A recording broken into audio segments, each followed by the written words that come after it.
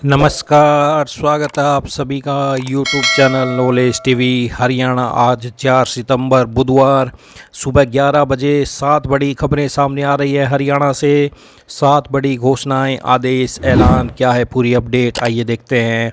हरियाणा की सबसे तेज़, सबसे सटीक जानकारी के लिए यूट्यूब चैनल नॉलेज टीवी को सब्सक्राइब जरूर कर लें, बेल आइकन ज़रूर दबाएं जिससे अगली वीडियो का नोटिफिकेशन आपके पास पहुंचता रहे। आइए देखते हैं 11 बजे तक की 7 बड़ी खबरें, घोषणा, आदेश, ऐलान। पहली बड़ी खबर, हरियाणा विधानसभा चुनाव में कांग्रेस और आम आदमी पार्टी में गठबंधन हो सकता है। दोनों ही पार्टियां चंडीगढ़ मेयर और लोकसभा चुनाव में साथ आने का फार्मूला दोहराना चाहती हैं। कांग्रेस आम आदमी पार्टी ने चंडीगढ़ में नगर निगम और लोकसभा चुनाव जीता था। कांग्रेस सूत्रों के मुताबिक इसकी पहल राहुल गांधी ने की है। सोमवार शाम को हुई केंद्रीय चुनाव समिति की मीटिंग में राहुल गांधी ने हरियाणा के नेताओं से इस बारे में पूछा। पार्टी ने गठबंधन के लिए केसी वेणुगोपाल के नेतृत्व में दीपक बाबरिया, अजय माकन और भूपेंद्र हुड्डा की कमेटी बनाई है। राज्य में दोनों पार्टियों ने लोकसभा चुनाव में गठबंधन किया था। राज्य की कुल 10 सीटों में से कांग्रेस ने 9 और आप ने 1 सीट पर चुनाव लड़ा था। कांग्रेस 5 सीटें जीती लेकिन आप कुरुक्षेत्र सीट हार गई थी।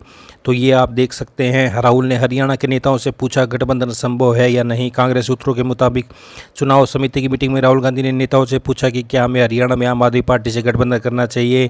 साथ ही पूछा कि गठबंधन संभव है या नहीं और अगर हुआ तो इसके फायदे नुकसान क्या होंगे, इसके बारे में रिपोर्ट मांगी है। माना जा रहा है कि गठबंधन हुआ तो सीट बंटवारे को लेकर लोकसभा चुनाव वाला फार्मूला भी अपनाया जा सकता है। हालांकि मीडिया रिपोर्ट्स के मुताबिक इस मामले में पूर्व सीएम भूपेंद्र हुड्डा ने कहा कि अगर गठबंधन होता है तो आपको केवल 3-4 सीटें दे सकते हैं, मगर आप इससे ज़्यादा मांग रहे हैं इसलिए गठबंधन मुश्किल है। तो ये आप देख सकते हैं, हरियाणा में मिलकर चुनाव लड़ सकती हैं कांग्रेस आम आदमी पार्टी। राहुल ने गठबंधन के लिए 4 मेंबर की कमेटी बनाई। चंडीगढ़ में इसी फार्मूले से निगम लोकसभा चुनाव जीते थे। आइए दूसरी खबर देखते हैं। हरियाणा के कई जिलों में मंगलवार को सुबह से लेकर शाम तक तेज़ बारिश हुई। हिसार में सितंबर में हुई बारिश का 6 साल का रिकॉर्ड टूट गया। यहाँ सुबह 57 mm बारिश दर्ज की गई। इससे शहर के निचले हिस्सों में जलभराव हो गया। मौसम विशेषज्ञों का कहना है कि सूबे में 8 सितंबर तक मानसून एक्टिव रहेगा। इसके बाद इसकी सक्रियता कम हो जाएगी। आज 4 जिलों में तेज़ बारिश का अलर्ट जारी किया गया है। इनमें गुरुग्राम, फरीदाबाद, पलवल और नूंह शामिल हैं।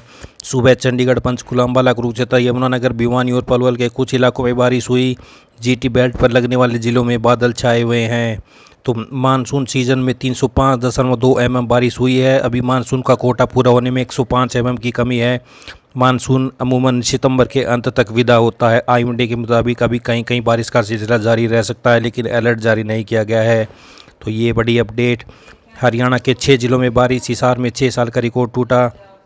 8 सितंबर तक मौसम खराब, फिर मानसून धीमा पड़ेगा। तो ये बड़ी खबर आई। ये तीसरी बड़ी खबर देखते हैं। हरियाणा में कांग्रेस उम्मीदवारों की पहली लिस्ट कल आएगी। इसकी पुष्टि प्रदेश प्रभारी ने की। केंद्रीय चुनाव समिति की मीटिंग के बाद बाबरिया ने कहा कि बैठक में 34 सीटों पर चर्चा की गई, 32 पर सहमति बन गई है। रेसलर विनेश फोगाट के चुनाव लड़ने को लेकर उन्होंने कहा कि कल इस बारे में स्थिति क्लियर हो जाएगी। वहीं जिन 2 सीटों पर फैसला नहीं हो पाया वो रणदीप सुरजेवाला और कुमारी सैलजा की हैं। हालांकि मीटिंग में इन दोनों सीटों के प्रस्ताव रखे गए, चर्चा भी की गई। सुरजेवाला की कैथल सीट से नाम चर्चा में है। वहीं सैलजा ने अभी तक किसी सीट पर दावेदारी नहीं जताई है। हालांकि चुनाव लड़ने की सूरत में वे अम्बाला की मुलाना और सिरसा की कालावली रिजर्व सीट से उम्मीदवार हो सकती हैं। अभी तक के मंथन की पार्टी ने तय किया कि सीटिंग 29 विधायकों में से 25 को वह फिर से चुनाव मैदान में उतारेगी। इसके अलावा लिस्ट में 7 नए चेहरों को भी शामिल किया गया है। इसमें पार्टी के प्रदेश अध्यक्ष उदयभान का भी नाम शामिल है। तो हरियाणा कांग्रेस में 66 नाम फाइनल, 25 सीटिंग विधायकों की टिकट तय। सैलजा सुरजेवाला की सीटें रोकी, लिस्ट में 7 नए नाम जोड़े। बड़ी खबर। आइए चौथी बड़ी अपडेट देखते हैं। हरियाणा कौशल रोजगार निगम HKRN की ओर से संविदा पर निकाले गए 5000 सफाई कर्मियों के पदों पर करीब 39,990 स्नातक और 6,112 से अधिक परास्नातक उम्मीदवारों ने आवेदन किया है। इसके अलावा 1,17,144 आवेदक 12वीं पास भी हैं। भर्ती होने वालों को 15,000 रुपये प्रति माह तनख्वाह मिलेगी। तो HKRN के एक अधिकारी के अनुसार इस पद पर भर्ती होने वाले को सार्वजनिक स्थानों, सड़कों और इमारतों से साफ सफाई करना और कचरा हटाने की जिम्मेदारी होगी। आवेदकों को एक स्वीकृति पत्र जमा करना होता है जिसमें उन्हें अपनी सहमति व्यक्त करनी होगी। इस पत्र में लिखा हुआ है कि उन्हें भर्ती प्रक्रिया की सभी शर्तों को पढ़ लिया और वे पूरी तरह से सहमत है। उन्हें केवल उनके गृह जिले में नियुक्त किया जाएगा। HKRN की ओर से अगस्त में इस भर्ती के लिए नोटिफिकेशन जारी किया था। इसकी ऑनलाइन आवेदन प्रक्रिया 6 अगस्त से शुरू की गई थी। 22 को आवेदन करने की आखिरी तारीख थी। तो सफाई कर्मियों के 5,000 पदों पर 46,000 स्नातकों के आवेदन तो ये आप देख सकते हैं बड़ी अपडेट। आइए अगली बड़ी घोषणा देखते हैं। हरियाणा की राजनीति में चर्चित हो चुके ओलंपियन पहलवान विनेश फोगाट और बजरंग पूनिया के चुनाव लड़ने की चर्चा एक बार फिर तेज हो गई है। कांग्रेस की केंद्रीय चुनाव समिति ने विधानसभा चुनाव लड़ने अथवा नहीं लड़ने का फैसला इन दोनों खिलाड़ियों पर छोड़ दिया है। यदि विनेश और बजरंग विधानसभा चुनाव लड़ना चाहेंगे तो कांग्रेस उन्हें टिकट देने को तैयार है। हरियाणा के पूर्व मुख्यमंत्री भूपेंद्र सिंह हुड्डा और सांसद दीपेंद्र सिंह हुड्डा ने केंद्रीय चुनाव समिति के समक्ष विनेश फोगाट और बजरंग पूनिया के नाम पर विचार करने की पैरवी की है। भूपेंद्र सिंह हुड्डा ने ही भाजपा के सामने यह प्रस्ताव दिया था कि वह विनेश फोगाट को राज्यसभा में भेजे। इसके बाद विनेश देश व प्रदेश की राजनीति में चर्चित हो गई। हुड्डा के विधानसभा चुनाव लड़ने के प्रस्ताव के बाद कांग्रेस हाईकमान ने विनेश फोगाट व बजरंग पूनिया को चुनाव लड़वाने की संभावना पर मंथन शुरू कर दिया। हालांकि अभी तक विनेश फोगाट ने इस संबंध में अपनी स्थिति साफ नहीं की है। तो ये बड़ी अपडेट। कांग्रेस विनेश फोगाट और बजरंग पूनिया को टिकट देने को तैयार, चुनाव लड़ने या नहीं लड़ने का फैसला दोनों खिलाड़ियों पर छोड़ा। तो ये बड़ी अपडेट। आइए अगली बड़ी खबर देखते हैं।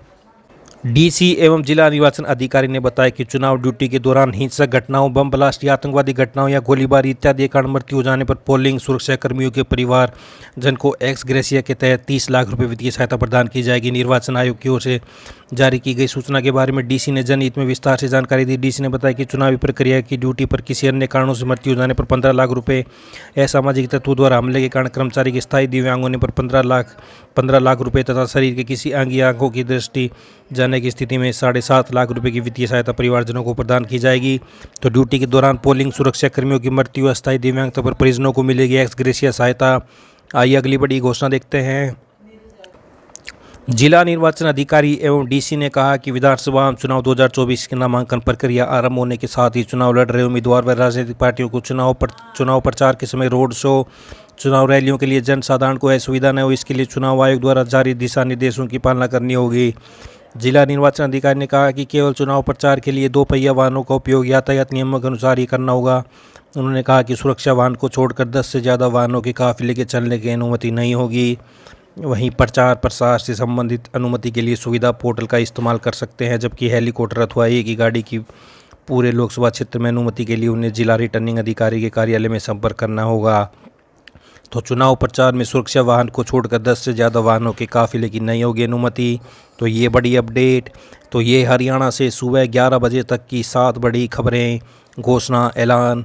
तो हरियाणा की सभी छोटी से बड़ी जानकारी के लिए यूट्यूब चैनल नॉलेज टीवी को सब्सक्राइब ज़रूर कर लें, बेल आइकन ज़रूर दबाएं जिससे अगली वीडियो का नोटिफिकेशन आपके पास पहुंच सके। बेल आइकन नहीं दबाया तो अगली वीडियो का नोटिफिकेशन आपके पास नहीं पहुंचेगा। तो सब्सक्राइब करके बेल आइकन ज़रूर दबाएं।